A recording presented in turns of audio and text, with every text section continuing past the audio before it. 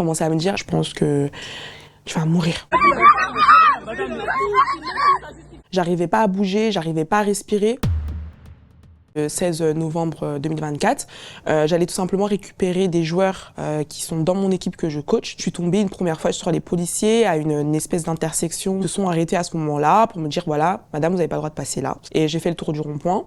Et c'est à ce moment-là qu'arrivé de l'autre côté, et je me rends compte au final que je tombe sur la même dame qui m'avait arrêtée juste avant, qui me crie dessus en me disant arrêtez-vous vite, éteignez le moteur. Son collègue qui sort, qui arrive aussi à peu près à mon niveau, et qui commence aussi à envenimer les choses en me disant voilà, vous devez sortir de la voiture, vous éteignez votre moteur tout de suite, pourquoi vous avez parlé comme ça à ma collègue, qu'est-ce qui se passe, pourquoi vous avez roulé vite alors que je n'ai pas roulé vite. Ça faisait peut-être 20 minutes où on était en train de discuter comme ça, et je ne savais toujours pas pourquoi je t'ai arrêté. Il ouvre ma portière. Il me fait maintenant vous descendez. Je descends de moi-même et en même temps il me tire un peu des deux côtés. Et en fait il y en a un qui me prenait l'autre bras, l'autre qui me prenait l'autre bras. Donc à un moment donné, je titube et je tombe en fait. Donc c'est à ce moment-là qu'on voit la vidéo qui a circulé. Doucement monsieur, c'est sa tête. Doucement monsieur, doucement, c'est une femme. C'est une femme. À un moment donné je commençais à me dire là Christelle Victoire là, je pense que tu vas mourir. J'arrivais pas à bouger, j'arrivais pas à respirer et ils me mettent dans la voiture de police. Durant le trajet, le policier qui était à côté de moi, c'était un monsieur de la BAC parce qu'il était en civil. Il met sa main autour de moi et il me dit franchement, les femmes noires, vous avez des belles formes, vous faites bien à manger.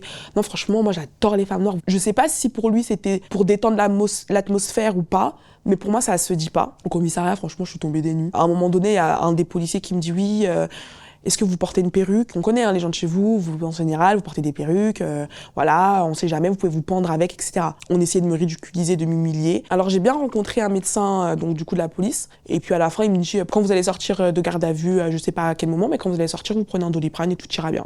Donc le lendemain matin, genre il était peut-être 7h, je vais à l'hôpital. Le médecin me dit, mais en fait vous avez besoin d'une minerve parce que votre cou, en fait j'ai une luxation du cou, j'ai une entorse au genou. Alors pendant un an, effectivement, j'ai pas réussi à me faire entendre judiciairement parlant. Donc on a pris un avocat, ma famille et moi, pour pouvoir porter plainte. Donc en tout, on a fait 7 plaintes. Au mois d'août 2025, mon avocat me dit, moi, voilà, je sais qu'avec votre famille, vous vouliez pas au départ, il faut poster la vidéo sur les réseaux. 1 mois et demi après, c'est à ce moment-là que mon avocat reçoit les pièces d'audition, alors que normalement, il aurait dû les recevoir depuis 2 mois après l'audition. Donc bien sûr que l'affaire elle a été bâclée. Le fait qu'il s'est passé ça, qu'ils ont attendu pour me répondre judiciairement, qu'ils se sont un peu mélangé les pinceaux dans leur PV, dans leur audition, qu'ils ont essayé de m'humilier, c'est une forme de violence, parce que les violences c'est pas que physique.